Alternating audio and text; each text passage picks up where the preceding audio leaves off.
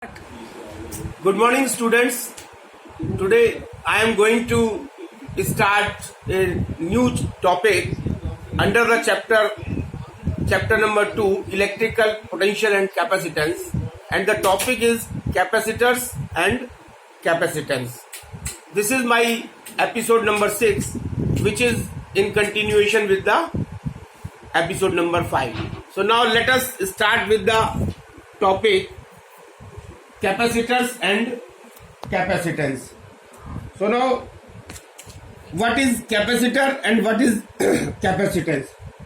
Now, a capacitor is a system of two conductors as shown in the figure. There are two conductors, that is conductor number 1, conductor number 2. This is a conductor number 1, this is conductor number 2, and it is a capacitor is a system of two conductors separated by a distance d. The conductors have charges q1 and q2. This is q1 and this is q2. These are having two charges and potential, that is v1 and v2. Usually in practice the two conductors have charge plus q and minus q with the potential difference v is equal to v1 minus v2 between them. One important thing to note here is that a single conductor can be used as a capacitor by assuming that the other conductor is at infinity. The conductors may be so charged by connecting them to the two terminals of a battery, and Q is called the charge of the capacitor. This capital Q is called the charge of capacitor, and through this, in fact, is the charge on one of the conductors, charge of capacitor. The total charge of the capacitor is 0, and the total charge of a capacitor is 0, and the electric field between the two conductors of a capacitor is directly proportional to the charge Q. This electrical field between the two conductors in a capacitor is proportional to the charge Q. Therefore, if we increase the value of Q, then electric field will be increased. If we decrease the value of Q, then electric field will be decreased. Now, if Q is doubled, E will be doubled. This follows the Coulomb's law and principle of superposition. Now, potential difference of a capacitor. Potential difference of a capacitor. Potential difference, it is written as PD, potential difference of a capacitor. So it is the work done in bringing a unit positive test charge from the conductor 2 to conductor 1 of capacitor against the electrical field. So this potential difference is defined as the work done in bringing a positive test charge Q from conductor 2 to conductor 1 of a capacitor against the electrical field. Therefore, higher is the magnitude of charge, stronger will be the electrical field, and in turn higher work will have to be done in bringing a unit test charge against the electrical field, resulting in the higher potential. So if Q is high, then electrical field will be high, and due to higher electrical field we have to do a we have to do more work in bringing a unit positive charge from one conductor to the other conductor, and this will result in the higher potential. And so we can say that Q is directly proportional to V, that is potential. V is the potential and Q is the charge, or Q is equal to CV, or C is equal to Q upon V. So this is the equation for the capacitance. This C is a constant and known as capacitance. This is known as a capacitance of a capacitor, and C does not depend upon charge Q. This C does not depend on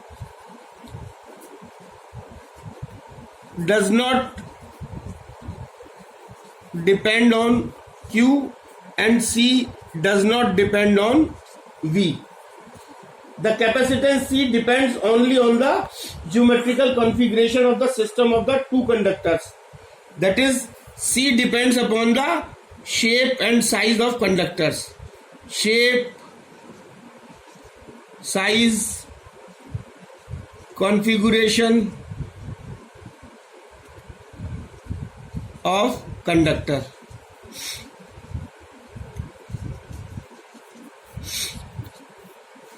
And also depend upon the nature of the insulator, that is dielectric plus dielectric,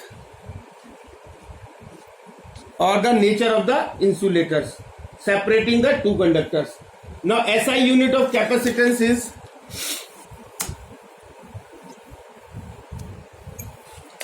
SI unit of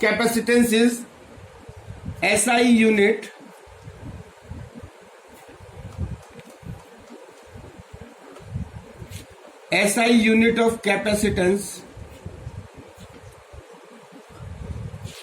is farad, and this, since C is equal to Q upon V, then 1 farad is equal to 1 coulomb divided by 1 volt.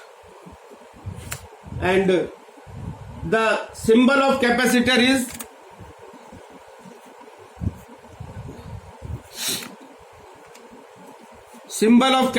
is we represent the capacitor as like this: two equal straight line, equal in length.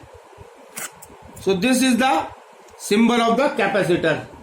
The symbol of capacitor having variable capacitance, this is having constant capacitance, and for the variable, this is for constant capacitance, and for variable capacitance we denote like this. This is for the variable capacitance. Now from equation C is equal to Q upon V, this equation, it is clear that for a given charge Q, we require a small potential V. This means a capacitor with large capacitance can hold large amount of charge Q at relatively small potential. And the electrical capacitance of a conductor is a measure of its ability to hold electric charge. So the electrical capacitance of a conductor is a measure of its ability to hold the electric charge, which is the main function of the capacitance.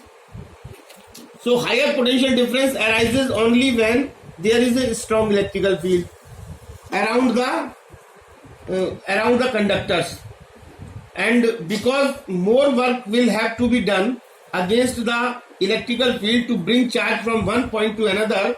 Also, if there is a strong electrical field, this will ionize the surrounding air and will accelerate the ions, that is charges, so produced to the oppositively charged plates of capacitors.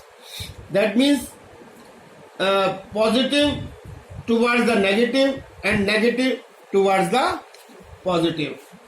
This action will neutralize the charge present on the capacitor plates, at least partly. In other words, the charge of the capacitor leads away due to the reduction in the insulating power of the intervening medium. Now, dielectric strength, one important thing, that is dielectric strength, yani strength of the dielectric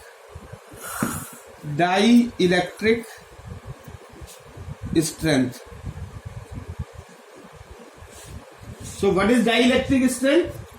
The maximum electric field that a dielectric medium can withstand. The maximum electric field that a dielectric medium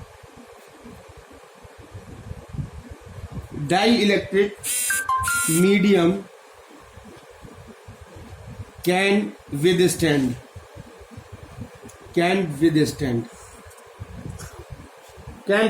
without breakdown is called the dielectric strength. Without breakdown is called the dielectric strength. For air, the dielectric strength is,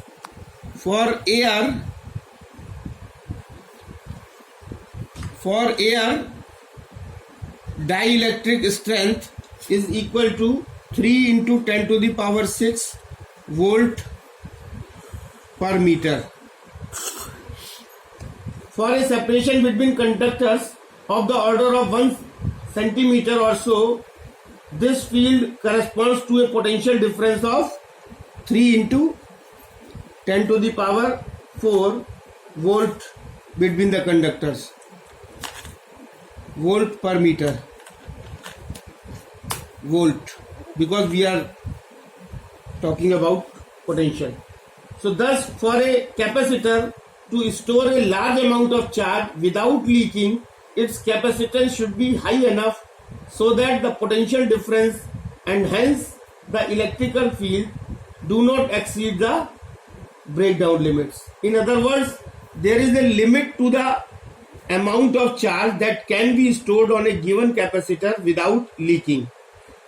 In practice, farad is a very, very big unit. So the most common units used are 1 microfarad. 1 microfarad is equal to 10 to the power minus 6 farad. 1 nanofarad is equal to 10 to the power minus 9 farad. And 1 picofarad is equal to 10 to the power minus 12 farad. Now, practical importance of the capacitor. So what is the practical importance of the capacitor? So the practical importance of the capacitors are used to store the charge. Importance. Capacitors are used to store the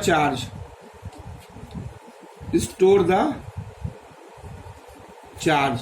And the second is, the capacitors are used in AC circuits. And now coming to the next point, that is the parallel plate capacitor. The parallel plate capacitor. The parallel plate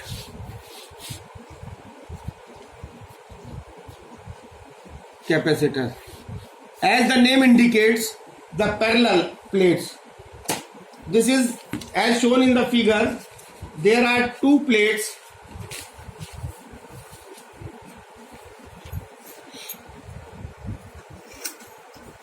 A parallel plate capacitor consists of two plates.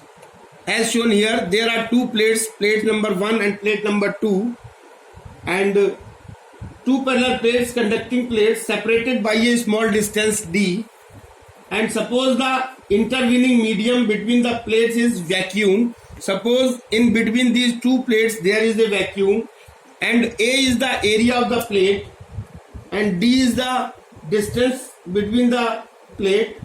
One plate is having plus Q charge as shown over here. This is plus Q charge, and the other is having minus Q charge. And since D square is much less than A, that is distance between the two plates is much less than the area of the two plates, then we can say we can use the result on electric field by an infinite plane sheet of uniform surface charge density sigma and minus sigma. The surface charge density is for this plate this is minus sigma, and for this plate this is plus sigma. This is the surface charge density. And for the outer region, means at this place and this place, these are the two outer region. This is region number 1, this is region number 2. So for outer region 1, for outer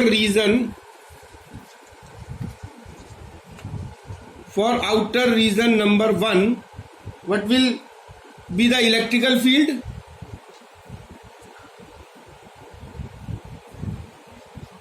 Outer region number 1, electrical field E is equal to sigma upon 2 epsilon naught minus sigma upon 2 epsilon naught, that is 0. That is for this reason the direction of the when we will calculate the electrical field outside this plate, then what will happen? The direction of the electrical field due to this positive charge will be like this. The direction of electrical field due to plate 1 will be as shown by E1, and the direction of the electrical field due to charge minus, which is on the plate number 2, is in the opposite direction, so these will be cancelled out. Similarly, when we find out the electrical field due to these two charge plates, so the direction of electrical field E1 means the electrical field due to plate 1, this will be like this, and the E2 is the direction of the E2 is the electrical field due to the plate 2, that is minus charge, and the direction will be like this, and these two will be cancelled out.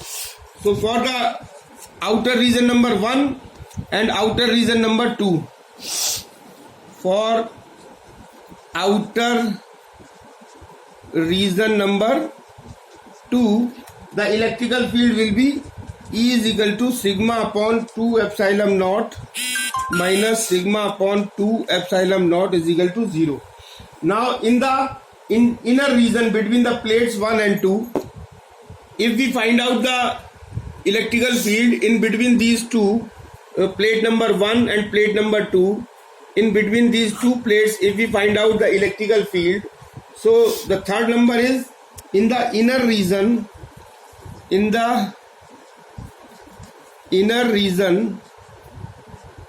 between the plates,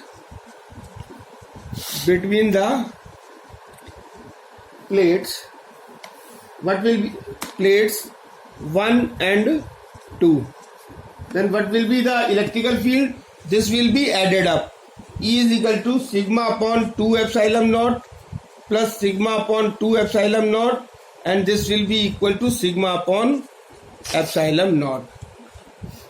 And if we know that this sigma is equal to Q upon A, sigma is equal to Q upon A. So E is equal to, we will write Q upon A in place of sigma, then we will get this sigma upon this Q upon epsilon naught into A. So this will be the electrical field inside the two plates. So this is the final equation, and the direction of the electrical field is from positive to negative plates. The direction of the electrical field E is from positive to negative as shown here. Thus the electrical field is localized between the two plates and is uniform throughout the plates. For plate with finite area, this will not be true near the edges of the plates. Near the edges of the plates, these are the edges of the plates. This is not true because the field lines bend outward. This field lines bend outward as shown over here, and at the edges the field lines are bent outward, and this effect is known as the fringing of the field. This is known as the fringing of the field. This is known as fringing of the field. Now as we know that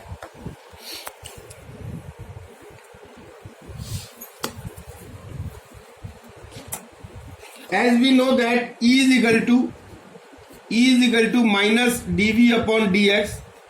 This is the relation between the potential and the electrical field. This dV upon dx is known as the potential gradient, and or V is equal to E into D. So now potential V is equal to E into D is equal to Q upon, we will write the value of E as above, this Q upon epsilon naught into A into D, and if we find out the value of C, we know that C is equal to Q upon V. We will put the value of V over here, then this will be epsilon naught into A upon D. So now if A is equal to 1 meter square and D is equal to 1 mm, then C is equal to 8.85 into 10 to the power minus 9 farad. And so from above equation, it is clear that this capacitance is directly proportional to A area, and this capacitance is inversely proportional to distance between the two plates. Now this is the end of the topic, and thank you.